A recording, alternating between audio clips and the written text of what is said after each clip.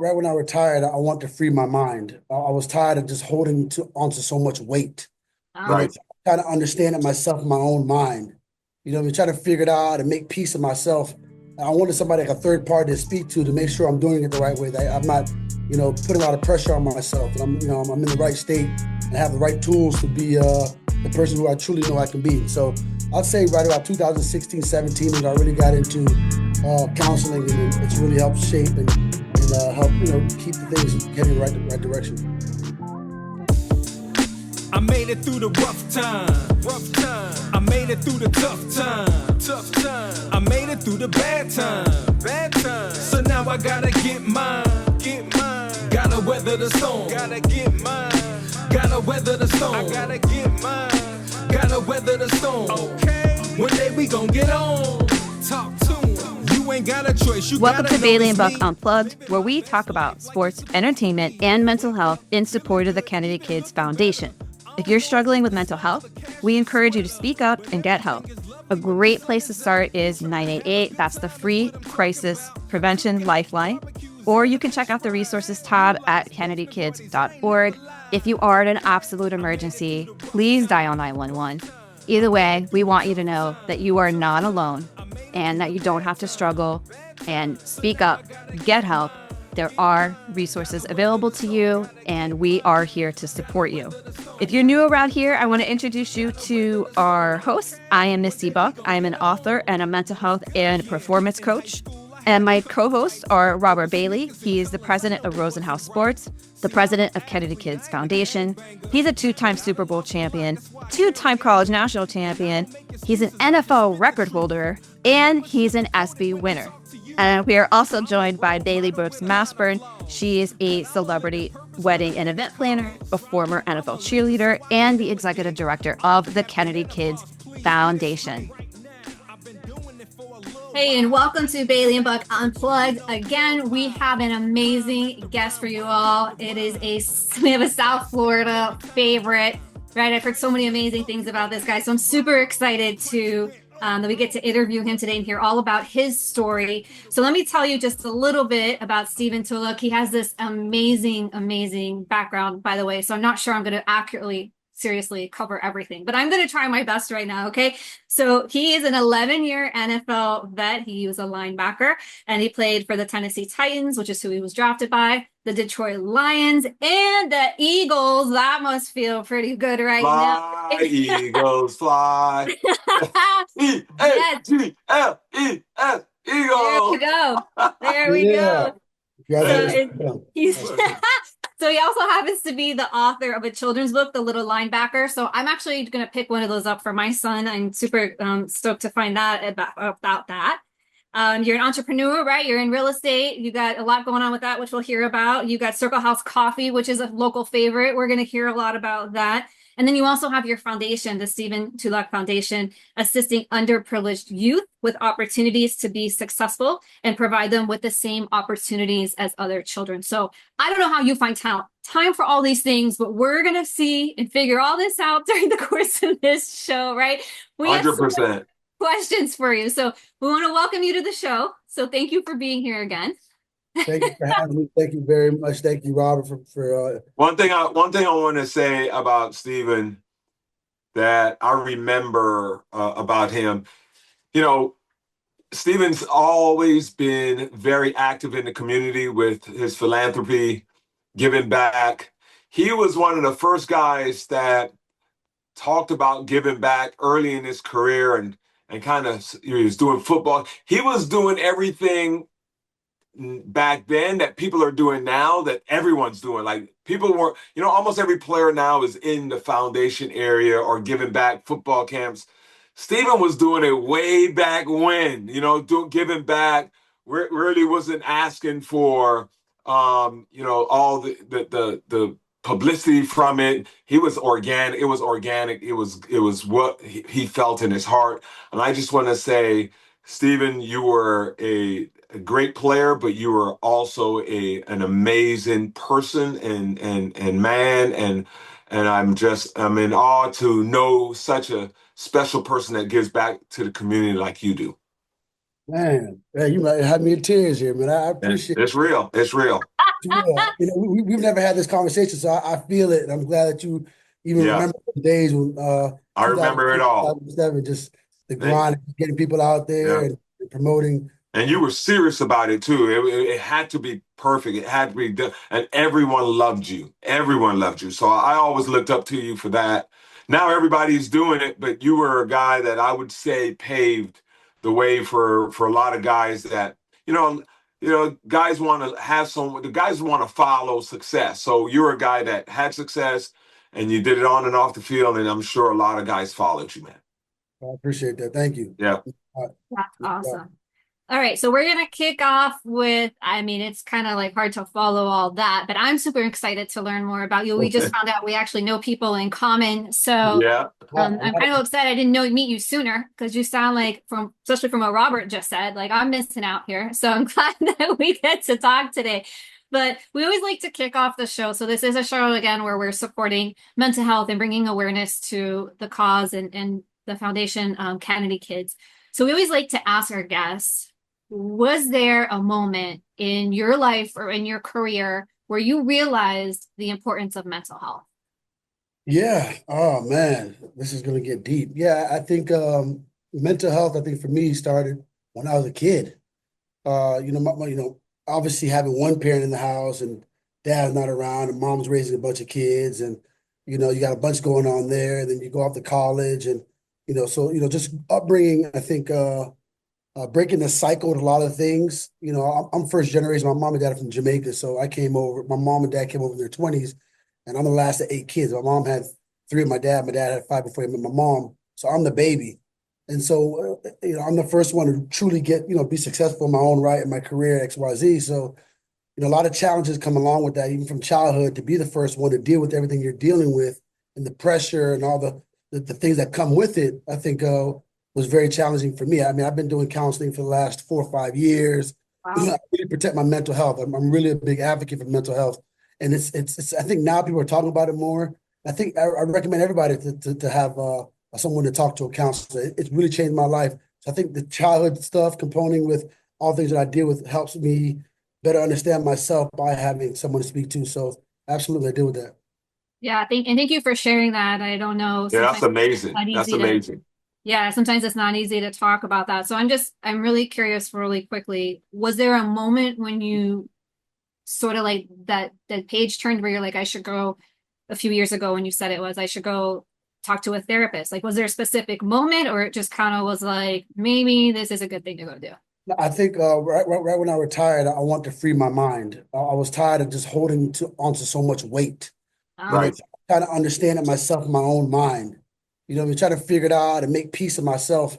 I wanted somebody like a third party to speak to make sure I'm doing it the right way. That I'm not, putting a lot of pressure on myself. That I'm in the right state and have the right tools to be the person who I truly know I can be. So I'd say right about 2016, 17 was I really got into counseling, and it's really helped shape and help keep the things heading in the right direction.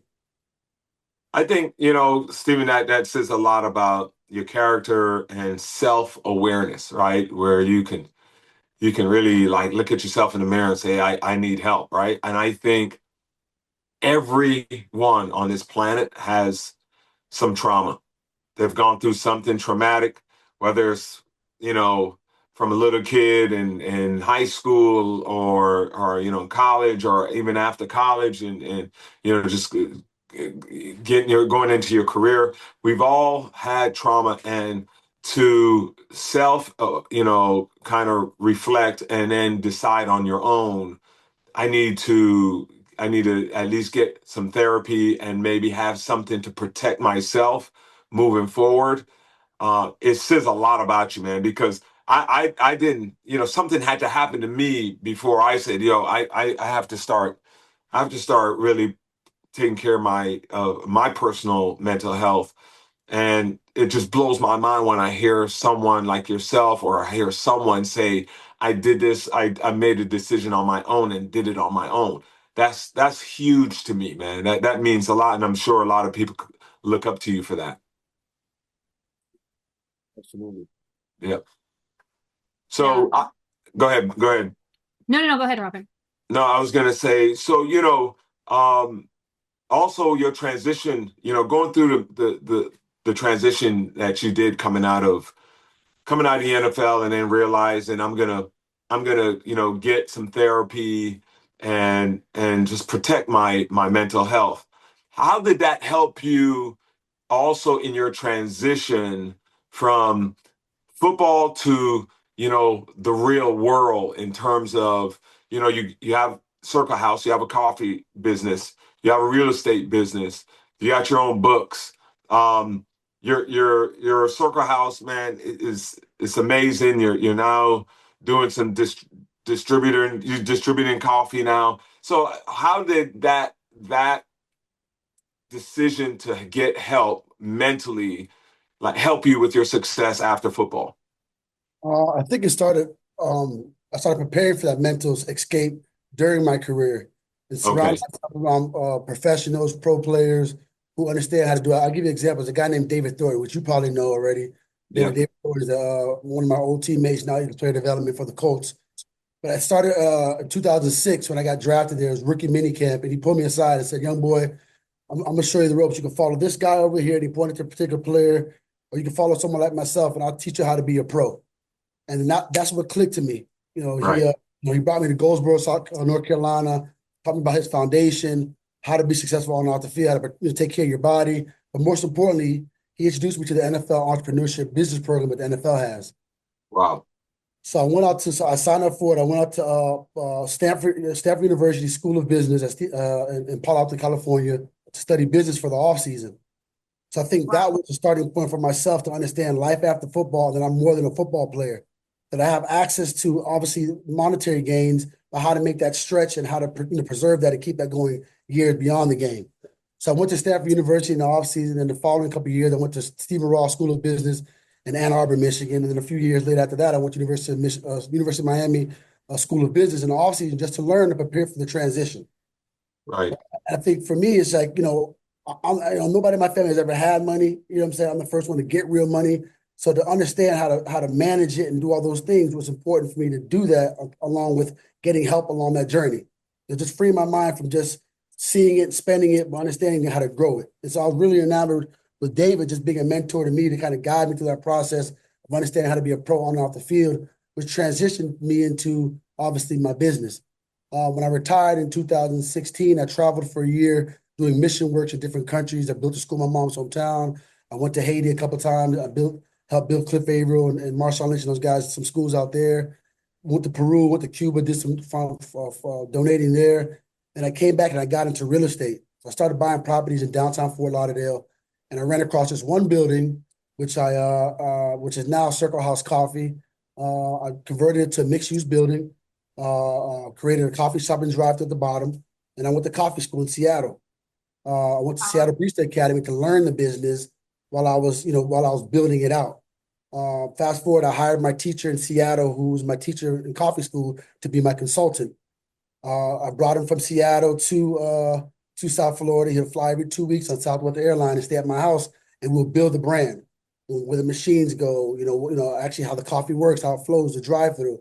And we built it. We launched in 2019. And around that time, it was right around the time I got into counseling. Because for me, staying busy was my therapy, right? But I wanted to find a way to free my mind so when I'm not busy, I have peace. So as I started the brand, I got back into counseling to go ahead and help free my mind.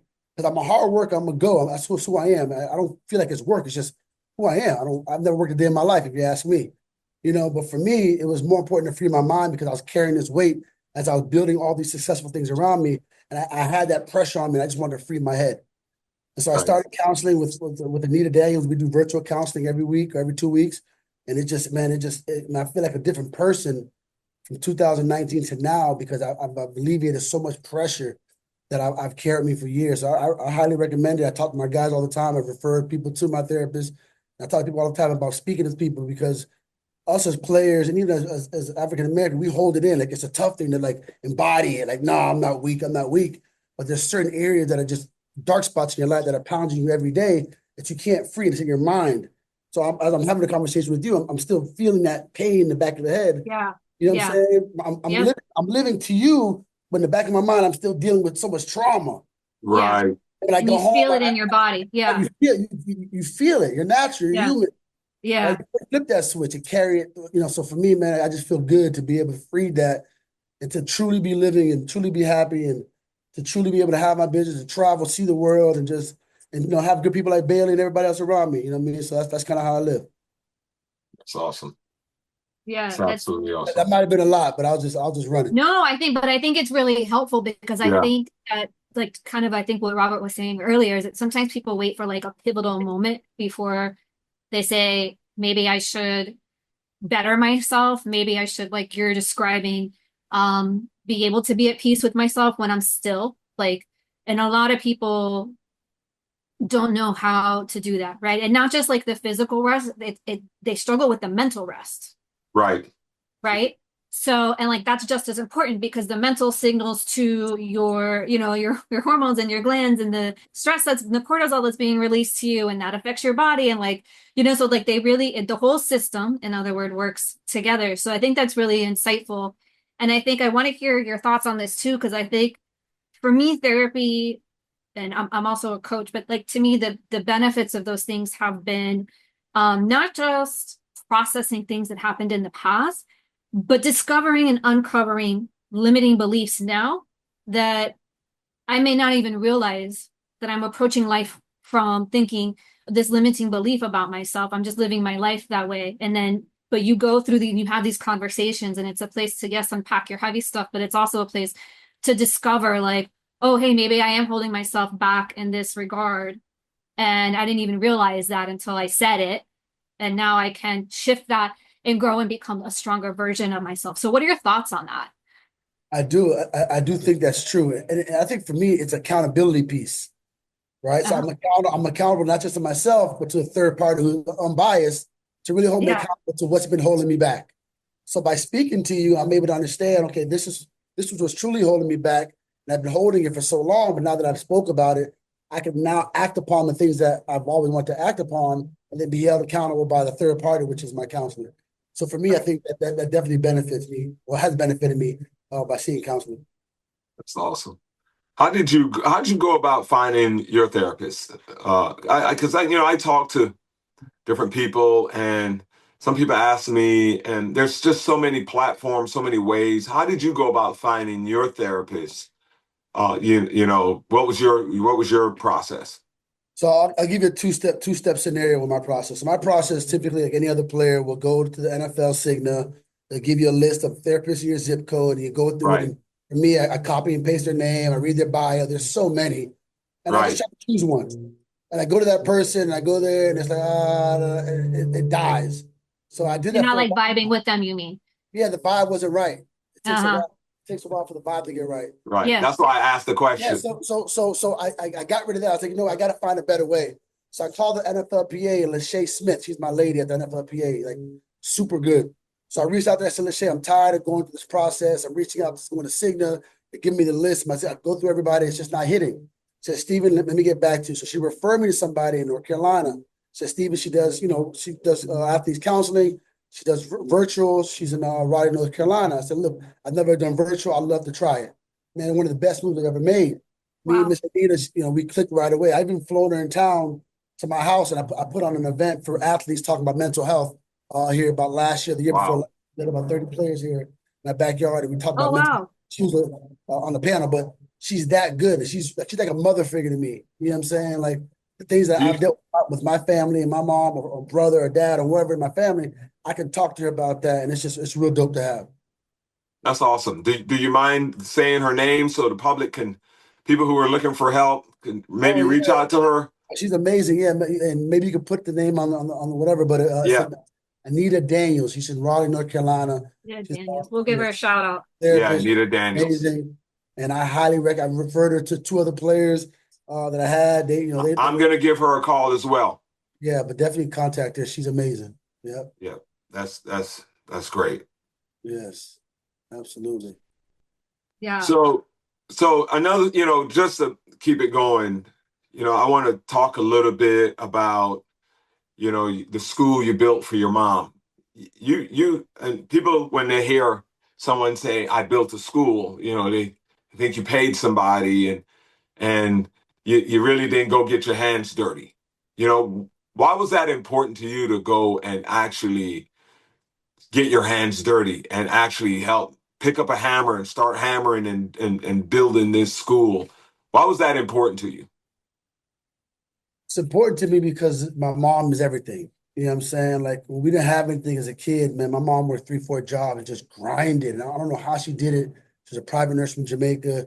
I grew up in a nursing home with elderly people as a kid. Like my job was at 5 years old, I'd push people around to bingo and take them upstairs to Wow. get their hair done. And Miss Betty would give me something, $1. You know, that I grew up that from 5 years old to 14 at Heartland Health Care in Kendall, where I grew up. That's what I did. I used to sleep in the lobby, take a shower before they got up in the morning in the shower, get dressed and walk across the street to school, to Calusa Elementary School. Like that was a good part of my early life.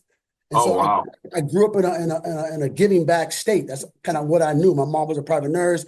I grew up in a nursing home. I met my mentor there that helped change my life. Like, so all that was just a part of me. So what I do and how I do it was just who I am. Like I don't do it for notoriety. I do it because I've been blessed in so many other ways as a kid where I grew up to where I'm at now that I know by giving, I've always been blessed. So I don't see it as a job. I don't see it as a camera. I don't care about that. I just care about helping people. So I started the Stephen Tulloch Foundation in 2006. I was Community Man of the Year, ACC Community Man of the Year when I left college, and I wanted to get back in the community in the NFL. So I started the Stephen Tulloch Foundation geared towards women with breast cancer and underprivileged kids. A friend of mine's mom passed away of cancer when I was in NC State, and I wanted to kind of honor her and other people who have passed away from cancer through my foundation and help underprivileged kids like myself growing up in Miami to see a bigger opportunity, to have the opportunities that I didn't have, to be able to pour into them with the opportunities that I do have. So I started the foundation in 2006. Just been amazing. In 2011, we really took off. I hired a lady, a good friend of mine now, Sherry Andrinos, to take over my foundation, and we created Operation 55.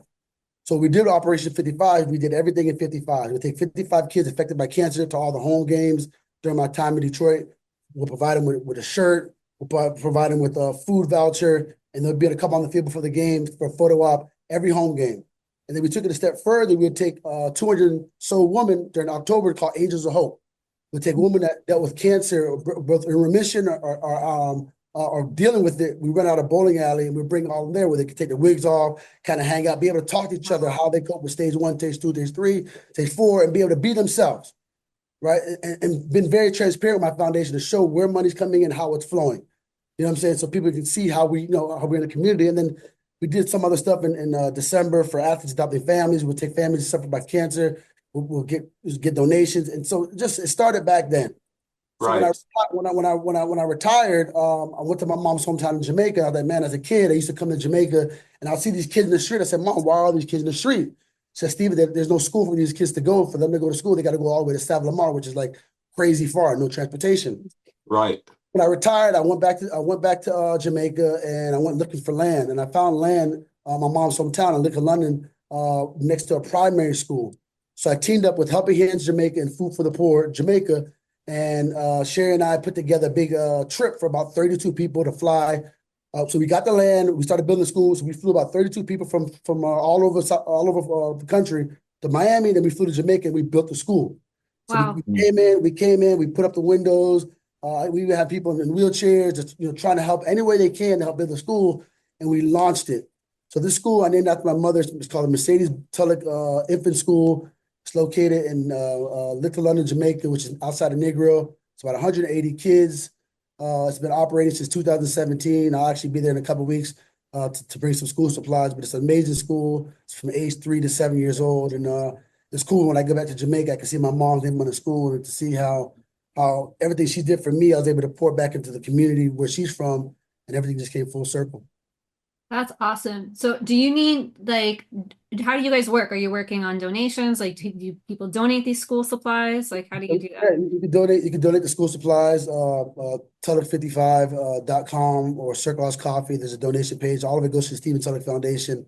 We're planning to build another school in Jamaica in 2027. Oh, wow. We've already started that now. So How's the school get funded? So the school gets funded by me. So what I typically do is I get donations. So I'll put a portion of it and I'll try to match whatever it is we can, the goal is. So I'll put 50% and get the match, and school costs about 110,000 every year. Every school you build. Okay. That's Yeah. Man, that's amazing. So Yeah. your goal is to build more schools. Are you going to name them after your mom, or is it going to be the same? Well, no, I mean, either or. I can name it the Circle House School. I can make, Right, whatever I want to name, but I just want to be able to just build it and give opportunity. And so man. whoever sponsorship is or whoever wants to get in on it, they can put their name up there. You can put Robert Bailey, Yeah, right? we may do. I'm very interested. Not to put my name, but I would love to put my daughter's name on the school. Oh my Absolutely. God, You can do Robert. it. And what's crazy is kids would go there and you could set up any system in curriculum in the school if you want to have something for that or whatever it is. But that Right. name, I'm going to Jamaica in a couple of weeks. I'm going to share these photos with you and show you how beautiful my mom name is on the school. It's an amazing thing to be able to walk there and to see these little kids playing and walking in the school. Don't even know who I am. And they're Right. just playing around. We Right. bring ice cream and it's mind blowing, bro. It's Oh, wow. generational. That's just big time. Big time. That's great. Your mom's already had little kids come through from the beginning and have already graduated out of the school. Correct. Correct. Yeah. I'm assuming sooner or later some of these kids are going to be, become teachers and they're going to come back to the school. A lot of students like to go back to where it all started. Right. I agree with that 100%. I think for me, it's a legacy piece. It's something that your name lives on forever. You're able to make change in people's lives. And these kids just need an opportunity. So the same way I got an opportunity from my mom's boss when I was a little kid at the nursing home, I want to be able to pour into somebody else and give them the opportunity because without that opportunity, I never would be where I'm at today. Right, right. You know, moving forward, what are you looking to do in the future? You always have plans. You're always busy, man. I was at the Super Bowl. I saw you there. You were promoting, your Circle House Coffee. What are your plans moving forward? What's in the future for you? I think right now, I think Circle House is at the top of it. Obviously, real estate is real estate, but I think right now Circle House is our main focus. I think we're in a situation where we have great opportunity with the brand. As you mentioned, Super Bowl, NFL has been a great partnership for us from 2020. Tracy Pierman and that staff up there at the lead office has brought us in and have worked with us in numerous events. 3 Super Bowls now. They've flown us out there, set us up. And our next step is now we're in grocery stores. We're doing distributions to grocery stores through Myers, Kroger's, and we're geared to get into HEB here in August. We're taking our brand from what was an idea in 2018 on my couch where I bought the name for $107 to now being able to provide the Miami Dolphins coffee, being part of Formula One for the second year in a row, doing Oh, Super wow. Bowl. So just being in rooms, man, and just I tell guys all the time, it's all about relationships. It's about how you carry yourself, how you conduct yourself, who you interact with, because you never know. The difference between me and other people, or just in general, is just the network and opportunities to be able to keep it moving. And so I think Right, through those opportunities that I've afforded through my 11-year career and just being in the right place at the right time has afforded me the opportunity to work with the Dolphins, to work with the NFL, to do the Formula One, to be in grocery stores. So our goal is to keep getting more stores, keep our distribution, not right, just the Coast, but the West Coast. We're online on e-commerce, which is really taking off for us. So it's a project that I'm willing to, second career, man. I'm willing to start at the bottom and learn and just build, build, build, build. I'm in it for the long haul. And right, so, it takes time, it takes sweat equity, it takes the grind, the same way I was as a rookie to 11-year vet. And that's kind of the course I'm taking with my business right now. And I'm able to provide jobs and opportunity for kids and help them believe in themselves and create leaders. And it's just cool to be able to have my own team and to be able to pour into people and grow a business at the same time. right. And as you said, and as you mentioned, being busy helps you with your mental health, man. Just staying It really busy. does. I feel It the really same does. way, man. Staying It really busy does. when I'm still, man, It's hard. It's hard. It's hard. it's hard. I'm thinking about my daughter, thinking about this, thinking about that. So staying busy, I understand why you're so busy. And but we got to continue to get therapy. Misty, she helps athletes with their mental health and helping them really focus in the game. And Misty could tell you a lot about that. But it all is for athletes. I think for us, having that pressure as a young teen, because we've been playing football since we were, 10, 8 years old, getting yelled at. I think, we deal with a lot. I think athletes in particular deal with a lot of mental health issues. And it's just as of late that we really brought it out and started talking about it.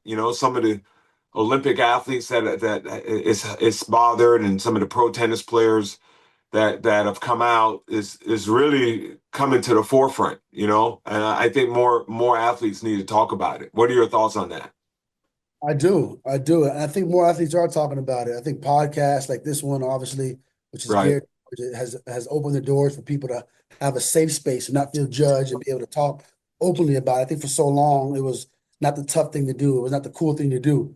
But I think if you right, look across the league, the guys who have dealt with it, guys you've represented, obviously, in your agency and everything else around us, like guys are crying out for it. They just right, they just need the access to feel safe to be able to do it. And that's right, what people like myself and you and other players who I surround myself around are trying to promote is mental health and being able to seek somebody. It's very, very important, man. Nothing like a free mind. To be able to get that weight off your shoulders and be able to live a weighted free life is kind of what I've always been in search for. And I'm finally happy that I have it at the age of 40, just turned 40 January 1st. So, Oh, it's good happy to birthday. thank you, to have a yeah, free mind and to know that I've definitely been on the right course. And do I still do it? Yes, I absolutely do still do it. Today's Tuesday, and I have another call at 6:30. So, I'm staying after it, check in and make sure I'm right. I love that. And I just, I wanted to kind of circle house. I want to circle back to something that you said, but you were talking about, this idea of, it seems like having the right team around you, right? And I think one of the misconceptions is not just that if I get help, I'm weak. It's that I can do this myself, right? And I think that just like anything else, like in business or in your physical training, whatever, like it helps to have the right team around you. So, what are sort of your thoughts on that part? Because I think that that's one of the several reasons, but I think that's one of the most common reasons why people don't get help from a counselor or a coach or whoever because they think, oh, I can, it's my mind, I'll do it on my own. I've always done it this way. I've always lived this way and I'm fine. And it's invisible and I'm just going to continue to do that. Right. So like, what would you say to somebody who thinks that? Well, I think sometimes the people who they surround themselves with, there has to be somebody in their corridor or in their circle that helps promote that for them. Because if you got a bunch of enablers who have the same problem, where are you going to get that information to take that step to do it? right, That's Think about it. huge. I have a bunch of enablers around me, Yeah. right? And Yeah. I got my own issues. Who's gonna be my corner to push me? So it's important to surround yourself around the right people, right, right? So how do you identify the enablers, right? Come Like, so if you're on, sitting there and it's like, your friends that you grew up or whoever, right? And you're like, what questions do you think somebody should ask themselves to say, hey, am I around enablers or am I around people who are really helping me get to where I want to go? Well, I think there's not really the question. It's what are you willing to accept from certain people who give you right, information, Okay. right? So it's what are you willing to take in from somebody who you know is doing it right and apply it to your life? Like that's the kicker. Do you have an right, ego where you think you're bigger than everything and bigger than everybody else? Or can you take coaching? Can you take positivity? Can you take constructive criticism without having thin skin and be able to absorb it, apply it, and do what you got to do? That's the difference, right? That's truly the difference. So I think just from the standpoint of just having that right person to help guide you, I think in your circle is key. And I think for me, having those people, having a mentor like David Thornton or my mom's boss, Jay Losovich, that helps shape my life and see things from a different perspective. And it's crazy because on this journey, as you mentioned about friends, on this journey, like you're on a journey and your friends are on a journey too. But sometimes the journey of yours is a little bit bigger than your friends. And Yeah. you never forget your friends. I love my boys. I love them to death. I'll do anything for them. So yeah, my job is to keep going, although we might be in two different places. Not that I'm bigger than anybody. I just have access to certain things and be able to be around certain things. But I can either pour back into them or and tell them about certain things, you know what I'm saying? A way of thinking and how to do things. Or sometimes, they don't accept that and you kind of certain people kind of drop off. So Yeah. it's a Yeah. journey. Yeah. Because they don't want to grow, they don't want to grow. Some people are It's a very journey. comfortable with staying where they are, but then sometimes they complain about it too. And you're like, but wait, you're not really doing anything You know, like you seem like you're comfortable being uncomfortable. In other words, it's like what I call it. You're more comfortable being uncomfortable. So you just sit Right. there. I don't know if Missy, I don't know if I would say they don't want to grow. I think, I think people are an extension of the way they were, raised from their parents.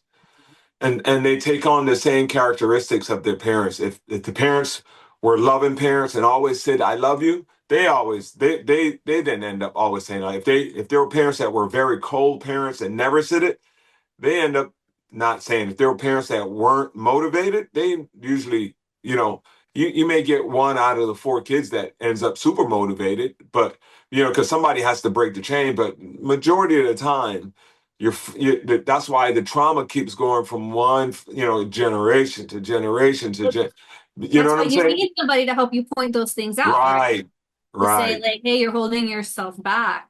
That's why it's incredible to me that Stephen had the self-awareness to look at himself and say, I need therapy on his own without anyone telling him that. I could have never done that, because I never talked about mental health as a kid. No one talked to me about it. No one talked to me about therapy. You grew up with this like thought in your head that if you call 911 because of a mental crisis, they were going to put you in a straitjacket. Like Yeah, kids yeah, would make jokes about that. yeah, Generation. Yeah. So yeah, yeah. that's kind of one of the, that's kind of like the way you grew up. So as Stephen said, you just, guys, people don't talk about it. So it's super important that they do talk about it and that change happens. Yeah, I'm glad you hit that because you are right. I don't think some guys that don't want to do it. It's just the environment that they won't allow them to do it, not making Right. excuses for them, but they've never been exposed to certain. Yeah. The exposure. So it takes somebody who have made it to try to pour back in to expose them to it, to have them see. It's like traveling. Like I travel the world, I go all over the place. People won't ever understand or fathom what you see unless they actually go there and do it themselves. Exactly. See, right? You can hear about it, you can read it, watch it, but until you're in the moment and actually know what's going on, you're talking to someone who might not be able to To, grasp. to your point, I want to say something. I grew up in a family that took me to other states and to the Caribbean. That was it. So what did I do? As I got to the point where I could travel on my own and, I had money, I went to other states and I went to the Caribbean. I didn't even think about going to Europe or traveling to other, countries. It wasn't until I met my girl today, the one I'm with today, that took me to Europe, and I literally like almost cried and said, I cannot believe I'm in my 50s and this is the first time I'm going to Europe. Based on the things I saw, it blew my mind. I was so upset that I hadn't gone to Europe until I was in my 50s and saw a different culture. Yeah, And it, yeah. it blew my mind. So to our point, it really starts with parents, and then you have to talk about mental health with your kids. You have to talk about self-awareness. You have to talk about God, and God plays a part in this as well, right? Like leaning on God and not leaning on another human to control your emotions, right? Having like fear in God. And so there's so many different roads that we can go down that your parents should take you down, but they just don't. And we need to be more open in that scenario. Well, I think we're in a new generation now. And I think now that we're having podcasts, now that we're having open discussions, now people are more accepting to mental health. I think we Yeah, have more platforms now that expose it more. So where before it was just in our communities or certain areas, it's exposed more and it's accepting people are more accepting of it. All we can do is generation to generation is to bring more awareness to it, give access to the right resources for people to take it on, give safe spaces. I think we're definitely heading in a better direction than we were in the past when it comes to people talking about mental health. Yeah, no, I mean, I agree. Listen, when I grew up, you did not have these conversations, right? Never. Like it didn't happen. So like when I was suffering with depression and I was suicidal as a teen and I was in high school and I was thinking very much and planning to take my life when I kind of laugh now, but when my mom came to pick me up to take me to the psychiatrist to get meds, which was like I was already seeing a therapist, right? So people were going to think I was extra crazy because I had to keep it under wraps. I was seeing a therapist, and then now I have to see a psychiatrist to get medication because like I really need help. But my mom came to pick me up from school to take me there, which was a process in and of itself. I mean, I'm glad I had the support, but I'm not going to get into all the web of that. Right. Right. But I told my friends my mom was picking me up early to take me to lunch at the Cheesecake Factory because I could not bear to tell them Right. Of I was course. going to a psychiatrist Right. because I was super depressed and I wanted to end my life and now I need medication. Right. So I think that it's a really good thing that you're right, that we're having these conversations. And my hope is that by having these conversations, that even if your family system or whatever it is that is still saying to you, I need to do this on my own, or I need to keep this to myself. I hope somebody out there hears these conversations and says to themselves, no, like this is not normal and it's okay to ask for help and go find help. Right. I agree. I hope someone sees this podcast and other podcasts out there and, hear all the information, parents, and from this podcast, from the information, from people talking, from our awareness of from Kennedy Kids Foundation. We're all about awareness. We're all about fundraising, helping other foundations in the same space and charities. And, we're now partnering with the Nicholas Children's Hospital, Stephen. It's really about awareness and making sure parents, when they see signs, that they know exactly what to do, and even if they don't see signs, they're able to say to their kids at the dinner table, hey, how are you? How's your mental health? Are you depressed? How have you been feeling? Are you happy? Do you ever feel sad? And really dig into some of their answers. Don't accept, oh, I'm great. No, dig into some of the answers, and if they truly are okay, we'll wait a couple months and we'll talk about it again. But it's going to be something that is consistent in this family, and moving forward, those kids, when they have their families, it will be a practice that they do with their kids. And that's what this is all about. Steven, that's what it's all about, man. That's what Kennedy Kids is about. We're trying to just create that type of awareness and process for these families so that we curb this epidemic of suicide. Yeah, just like what you're doing with your schools and your foundation, and you're trying to break chains and provide Right. opportunity. I think that's what it's all about, from mental health, from education, from whatever support people need, right? And I think that that's such a beautiful thing. And so your commitment is just truly, truly commendable. I appreciate that. Thank you.